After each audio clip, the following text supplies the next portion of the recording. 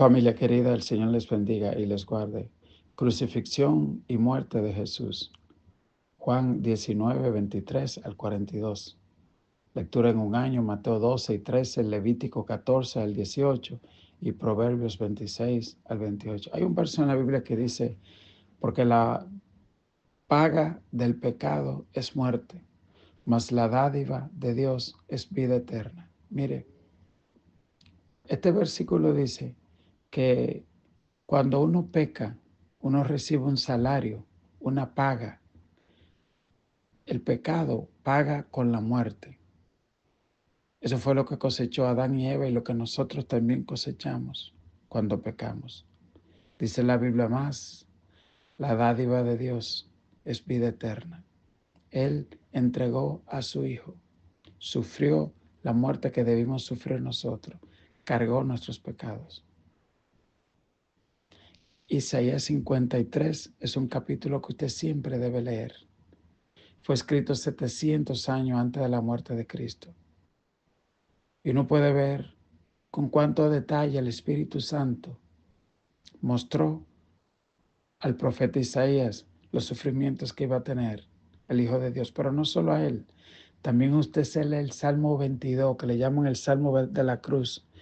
Ese salmo empieza diciendo, Elohe, Elohe, lama sabactani, Dios mío, ¿por qué me has desamparado? Las mismas palabras que dijo Jesús en la cruz.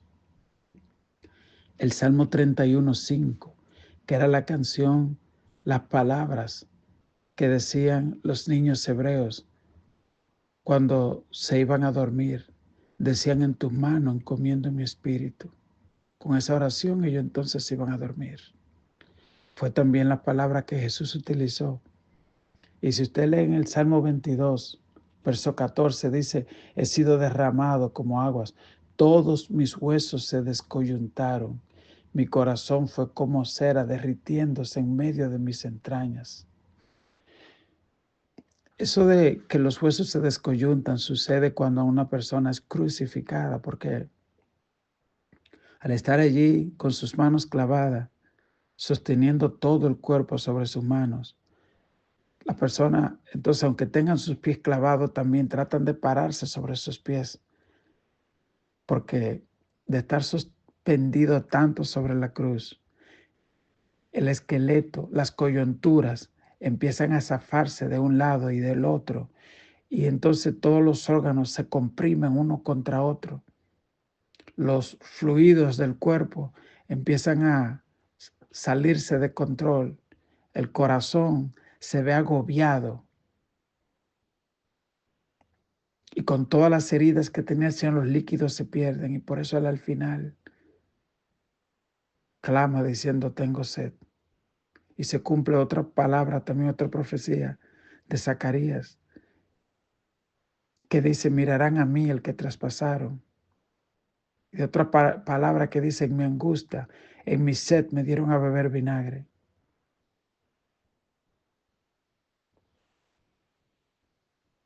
Usted sigue leyendo el Salmo 22 y dice, perros me han rodeado, me han cercado cuadrilla de maligno, traspasaron mis manos y mis pies, contar puedo todos mis huesos. Entre tanto ellos me miran y observan, repartieron entre sí mis vestidos y sobre mi ropa echaron suerte. Mire, usted tiene que preguntarse, ¿cómo es que el rey David tuvo una visión tan clara de lo que le iba a pasar al Hijo de Dios? A ese punto, traspasaron mis manos y mis pies, sobre mis ropas echaron suerte. A David nunca le traspasaron sus manos y sus pies. Pero como él era un hombre de oración, que se metía en una dimensión de alabanza donde el Espíritu Santo era quien hablaba y profetizaba por medio de él, el Espíritu Santo habló de lo que le iba a pasar a Jesús. Entonces, por eso cuando leemos que dice que estos soldados repartieron la vestidura de Jesús, y esta palabra que dice cuando hubieron terminado de crucificar, se resume en muy pocas palabras, pero lo que acababan de hacer era un acto muy grotesco. Luego de azotar, de traspasar, lo crucifican.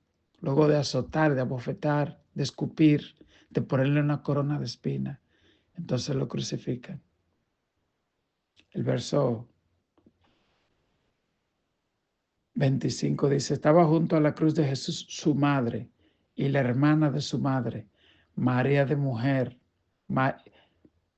Estaban junto a la cruz de Jesús su madre y la hermana de su madre, María, mujer de Cleofas, y María Magdalena.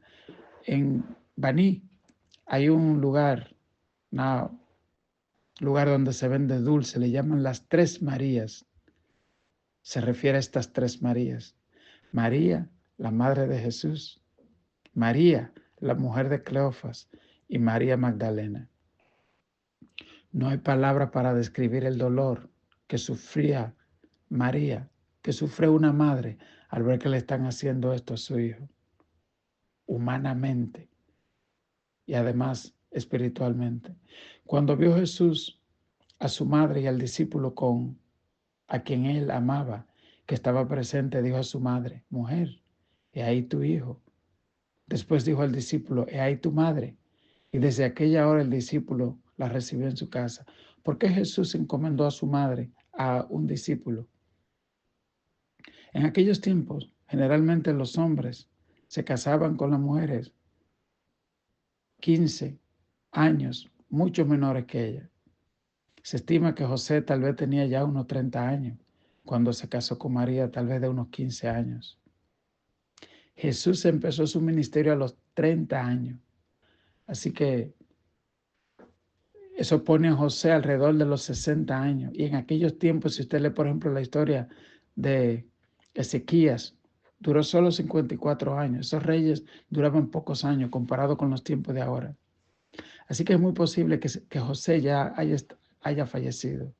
Y como los medio hermanos de Cristo, dice la Biblia que no creían, ni siquiera ellos creían en él. No estaban tampoco en ese momento. Claro, eso cambió luego de la resurrección de Cristo. Pero ahí estaba María. Jesús se le encomienda a Juan, y eso también es una enseñanza para cada hijo, de que tiene un deber con sus padres, de que tiene un deber con sus padres. Honra a tu padre y a tu madre, dice la palabra de Dios, para que te vaya bien, para que tu día se alargue en esta tierra. Y Jesús nos da un ejemplo a cada hijo de lo que es debido hacer con nuestros padres. En el verso 29 dice, estaba allí una vasija llena de vinagre. Entonces ellos empaparon en vinagre una esponja y poniéndola en un hisopo, se la acercaron a la boca. Cuando Jesús hubo tomado el vinagre, dijo, consumado es. Y habiendo inclinado la cabeza, entregó el espíritu. Juan omite algunos detalles que Mateo incluye. Mateo, por ejemplo, habla de aquel momento cuando Jesús dijo, ¿por qué me has desamparado? Juan dice que Jesús dijo, consumado es. Y luego dice Juan, y habiendo inclinado la cabeza, entregó el Espíritu. Esto es un detalle muy lindo, porque es Jesús quien entrega su Espíritu.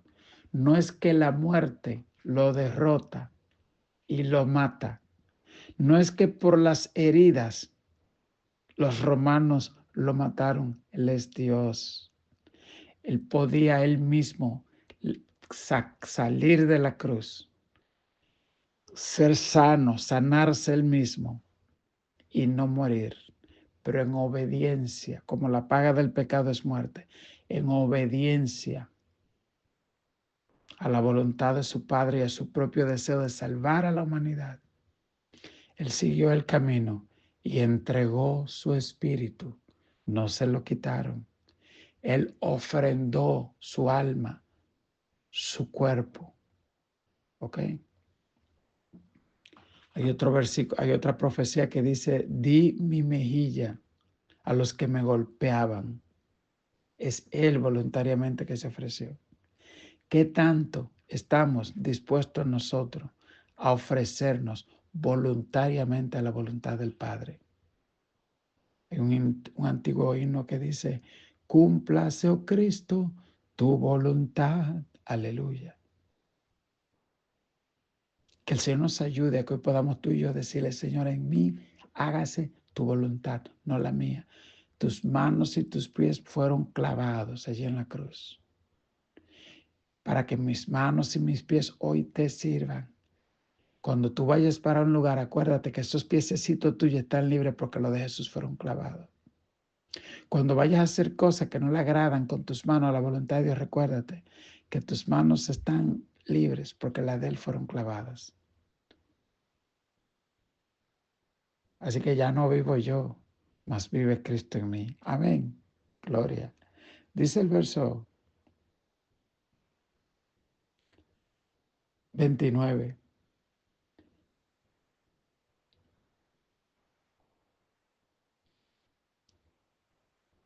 Después de esto, sabiendo Jesús que todo estaba cumplido, dijo, consumado es, para que la escritura se cumpliese. Y dijo, tengo sed. Y estaba allí una vasija llena de vinagre. Entonces se empaparon en vinagre una esponja y poniéndola en un hisopo se la acercaron a la boca. Esta parte del hisopo es también muy interesante porque cuando se establece la primera Pascua en Egipto, la sangre se untaba en la dintel de la puerta con un hisopo, la sangre del cordero.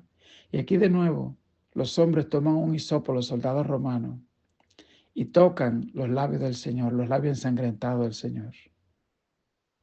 Habla de redención, de perdón, aún a los mismos que lo mataban. Dice el verso 31. Entonces los judíos, por cuanto era la preparación de la Pascua, a fin de que los cuerpos no quedasen en la cruz en el día de reposo, pues aquel día era de reposo y era de gran solemnidad, rogaron a Pilato que se les quebrase las piernas y fuesen quitados de allí. Oiga, hermano, qué corazón. Quiebren la pierna y quiten a esa gente de ahí, porque viene el Shabbat. Vinieron pues los soldados y quebraron las piernas al primero y asimismo al otro que había sido crucificado con él. Mas, cuando llegaron a Jesús, como le vieron ya muerto, no le quebraron las piernas. Pero uno de los soldados le abrió el costado con una lanza y al instante salió sangre y agua. Esto también, esto de que saliera sangre y agua, es una evidencia de que ya él había muerto, porque eso pasa con un cadáver. No sale la sangre de una persona viva, sino una descomposición ya en la sangre, sale sangre y agua. Y evidencia de un corazón destrozado que dejó de funcionar. Y así se cumplió también lo que dice en el Salmo, en Apocalipsis. Todo lo que le traspasaron, y mirarán a mí el que traspasaron, dice Zacarías 12. Porque Zacarías 12 hay una profecía que dice que cuando Jesús regrese a este mundo, el pueblo de Israel lo verá y llorará. Dice la Biblia, y llorarán por mí como se llora por hijo unigénito. Y mirarán a mí el que traspasaron, dice la Biblia. Esa profecía está por cumplirse. Y esta parte de que un soldado le abrió el costado, hay una tradición que dicen que ese soldado que le abrió el costado a Jesús era ciego y que cuando atravesó el costado y salió sangre con agua, él fue salpicado y recibió la vista en ese momento. Si usted ve la película de Mel Gibson, La Pasión de Cristo, usted va a ver que en el soldado en un momento se limpia el ojo y cae de rodillas. Es ilustrando esto. Eso es lo que dice la tradición, que era ciego y la sangre de Cristo que cayó sobre su rostro en ese momento lo limpió, lo sanó. Juan dice en el verso 35, y el que lo vio da testimonio y su testimonio es verdadero. Y él sabe que dice la verdad para que vosotros también creáis. Porque estas cosas sucedieron para que se cumpliese la escritura. No será quebrado hueso suyo. Y también otra escritura dice, mirarán al que traspasaron. Juan en ese momento el Espíritu Santo le trae todas esas escrituras Él está pasmado viendo lo que está sucediendo y la escritura cumplirse delante de él. Y dice, y el que lo vio da testimonio de estas cosas. Juan dice, yo estaba ahí, yo mismo lo vi. Yo estaba viendo lo que pasó.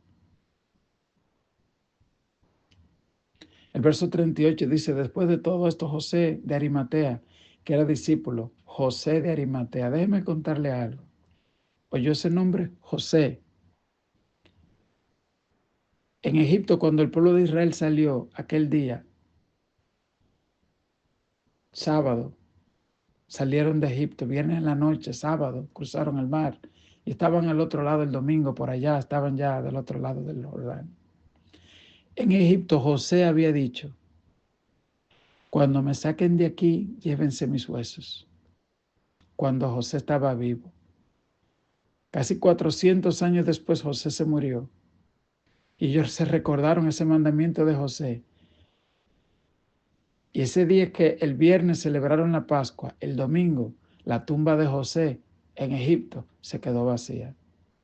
Pues, increíblemente, el hombre que pide el cuerpo de Cristo, que ofrece su tumba, se llama José. Y cuando Jesús resucitó, la tumba también estaba vacía de un hombre que se llamaba José. Y a la misma hora que el cordero se sacrificaba, que eran las 3 de la tarde, también a esa hora Jesús murió. Yo le invito a que usted se lea Éxodo capítulo 12 y vea los paralelos enormes, que decía que el cordero no se le podían quebrar los huesos, tal y como sucedió con Jesús. Dice, también Nicodemo, el que antes había visitado a Jesús de noche, vino trayendo compuesto de mirra y de áloes, como 100 libras. Y tomaron pues el cuerpo de Jesús y lo envolvieron en lienzo con especias aromáticas, según es costumbre sepultar entre los judíos. Y en el lugar donde había sido crucificado había un huerto, y en el huerto un sepulcro nuevo, en el cual no había sido puesto ninguno. Allí pues, por causa de la preparación de la Pascua de los judíos, y porque aquel sepulcro estaba cerca, pusieron a Jesús. Eso es lo que le llaman la tumba vacía.